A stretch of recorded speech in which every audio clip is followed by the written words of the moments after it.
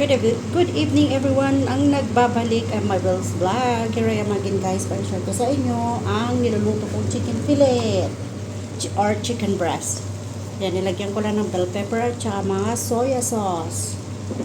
Ito ang ginamit ko. Mas na toyo, seafood soy sauce,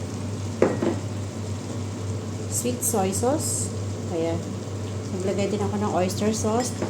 Adjust na lang guys yung paglalagay dahil ako ay hindi ko magamit ng any measurement. Tansya-tansya lang ako guys. Tapos naglagay tayo dyan ng konting asukal, konting flour, paminta, at saka ano ba yun? Cooking wine, Shaoxing wine. Ayan. Kapag konti na yung sabaw niyan, okay na yan. Ayan, kung anong gusto pampalasa na ilagay, it's okay as long as masarap, malasa. Ayan, ang aming soup. Okay.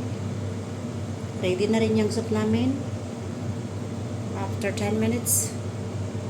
Ang aming soup pala ay bonggang-bonggang, kamatis, patatas, at saka chicken. Wala kaming dried scallop, kaya ganyan na lang. Masarap din naman kahit walang dried scallop. Ayan, okay na yan guys. Thank you for watching. And see you next vlog. Bye!